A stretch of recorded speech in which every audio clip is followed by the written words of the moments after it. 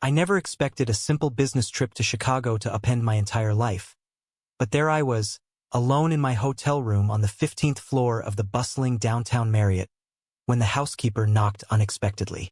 His name tag read Zorro, and as he entered to refresh the towels, his eyes locked onto mine with an intensity that made my heart skip a beat. He wasn't just cleaning. He was searching for something deeper. In that moment, as he closed the door behind him, I realized this encounter was about to reveal secrets I wasn't ready to face. My name is Jordan Hayes, a 28-year-old marketing executive from Seattle, climbing the corporate ladder with relentless ambition. I'd always kept my personal life compartmentalized, especially my attractions to men, which I'd buried under layers of heteronormative pretense to fit into my conservative family's expectations and my cutthroat workplace.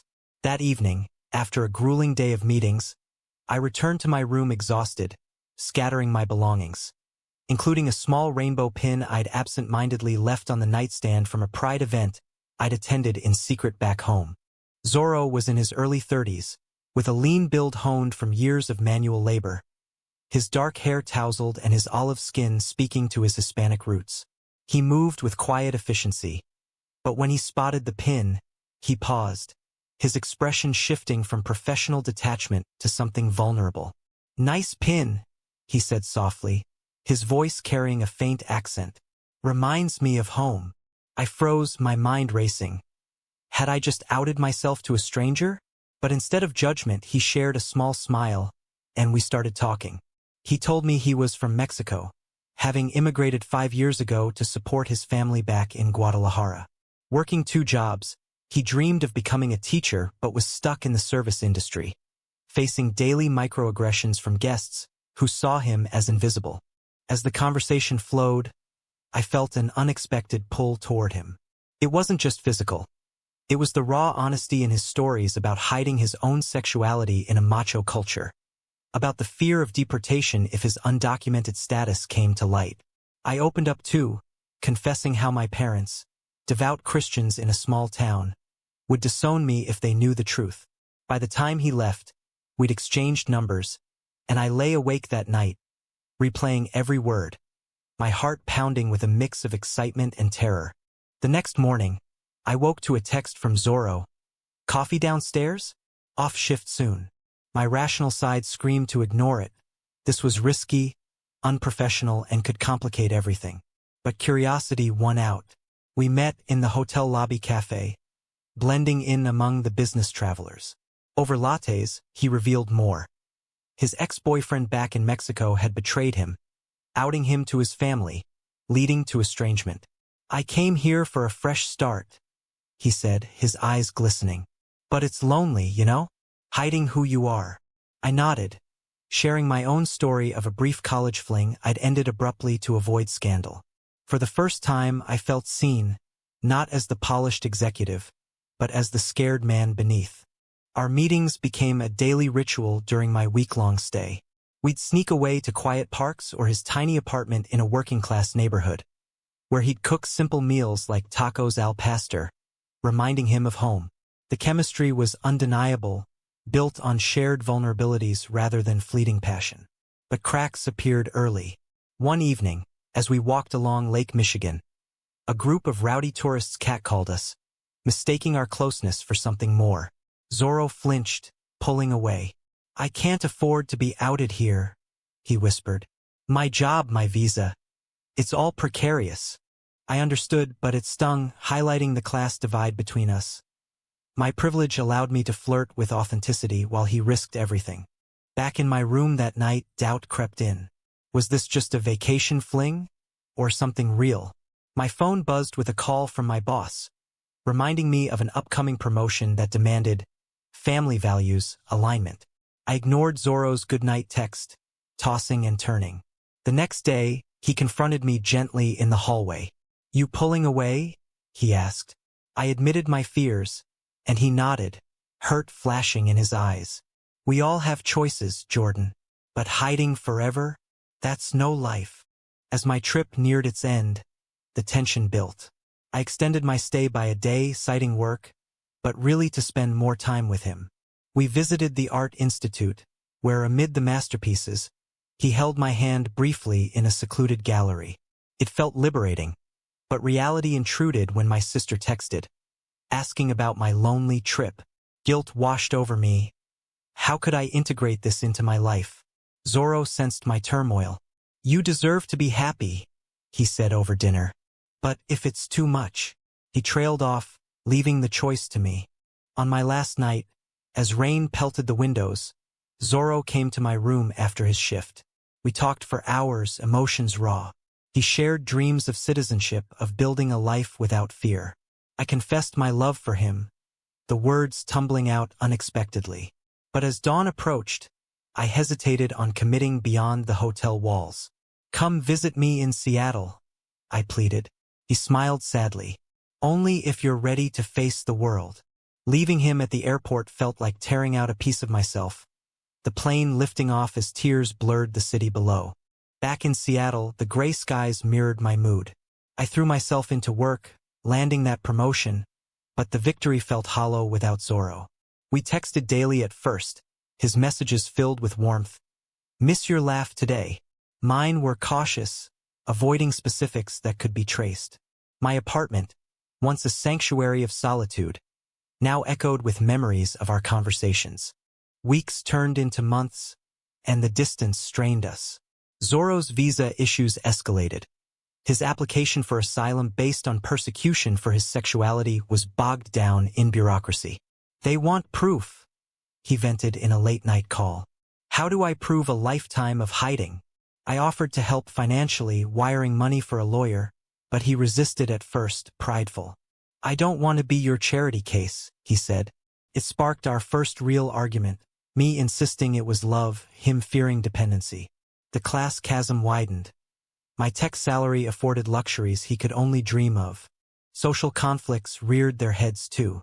At a company event, my colleague Mark, openly gay and married, pulled me aside. You seem different lately. Happier. Spill. I deflected, but his words lingered.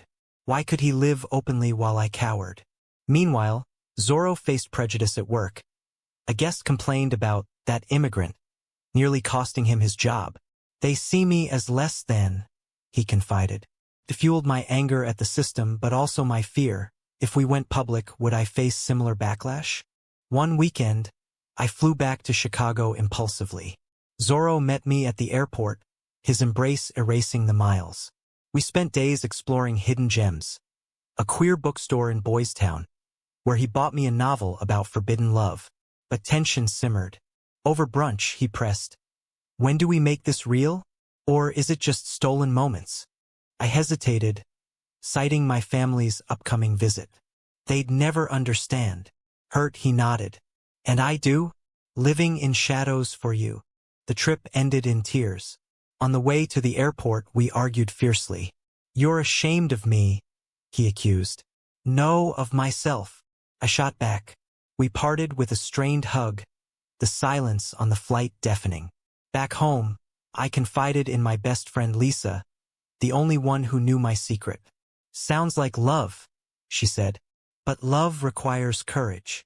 Her words haunted me as Zorro's messages grew sparse. Then came the bombshell. Zorro called, voice trembling. My asylum hearing is next month. If denied, I'm gone. Panic surged.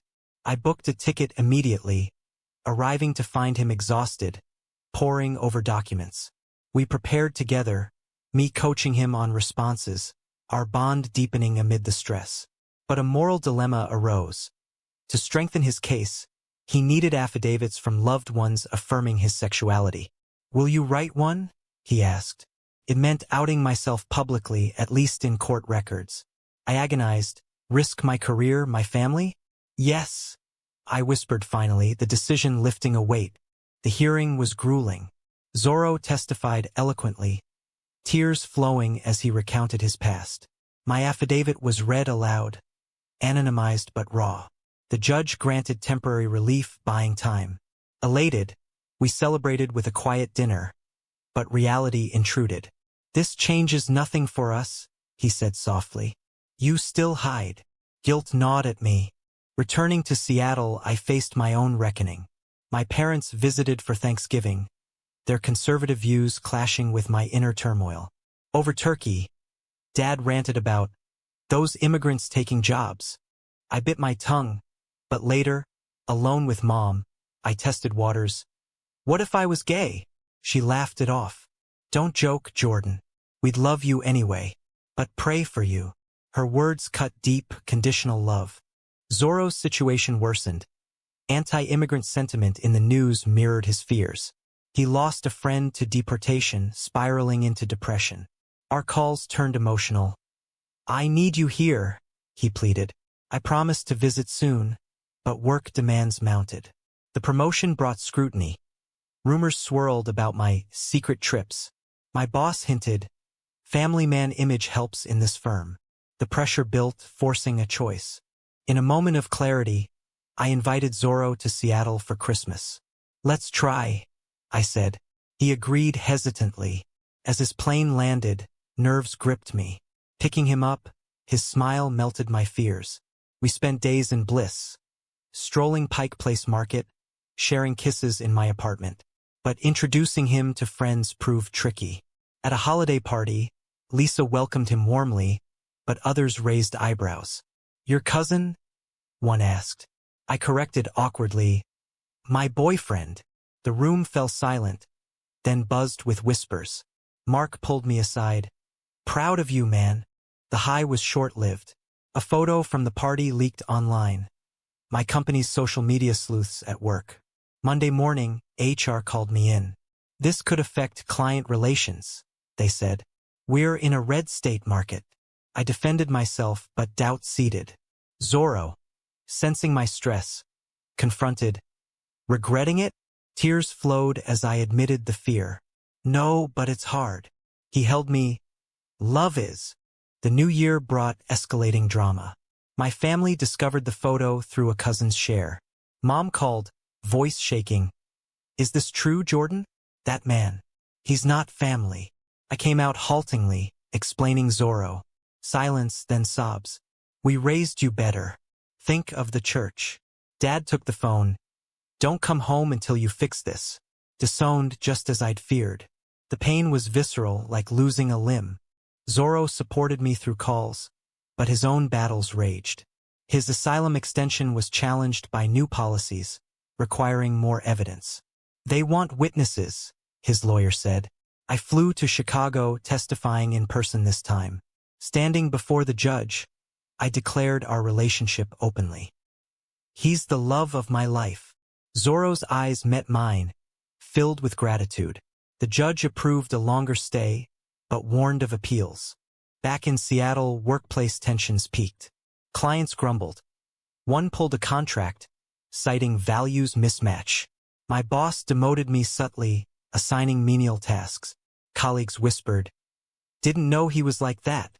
Isolation set in, mirroring Zorro's immigrant struggles. In solidarity, I joined a support group for LGBTQ professionals, finding community but also controversy. Debates raged over respectability politics, with some arguing assimilation over defiance. Zorro visited again, but cracks showed. Over dinner, he shared a job offer in New York. Better pay but farther away. It's stable, he said. But I'd miss you. Jealousy flared. You're leaving. He sighed. Only if we can't make this work. The argument escalated, touching on our differences. You have options, he said bitterly. I fight for scraps. Guilt silenced me. A turning point came at a protest against immigration raids. Zorro invited me. I hesitated, fearing exposure, but went. Amid chants, we held hands publicly for the first time outside our bubble. A photographer snapped us, the image going viral in local queer media. Empowerment surged, but backlash followed. Trolls doxed me online, spewing hate. Fag and his illegal boyfriend. My address leaked. We received threats. Terrified, Zorro blamed himself. This is why I hide. The controversy divided friends. Lisa defended us, but others distanced. At work, I was fired outright, restructuring the excuse. Devastated, I spiraled into depression, questioning everything. Zorro flew in, nursing me back. We're stronger together, he insisted. In vulnerability, we grew closer, planning a future. But society pushed back. Zorro's family in Mexico learned of us through social media, disowning him further. They say I'm a disgrace, he wept. I comforted him, but internally wrestled. Was love worth this pain? A job offer came for me in San Francisco, inclusive company. Come with me, I begged. He wavered. My life's in Chicago.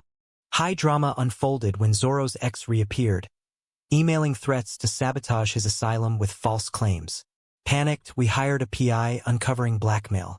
Confronting him via video, Zorro stood firm. You won't break me again. The ex backed down, but the ordeal exhausted us. As spring bloomed, we recommitted. I moved to Chicago temporarily, job hunting while supporting him. Living together in his cramped apartment, we navigated daily life. Grocery runs, movie nights, arguments over chores laced with affection. But external pressures mounted. A neighbor complained about those gays, leading to eviction threats. In a bold move, I proposed cohabitation officially, helping with his green card via partnership. Marry me? I asked impulsively. Tears in his eyes, he accepted. Planning a small ceremony, we faced hurdles. My family's absence, his legal risks.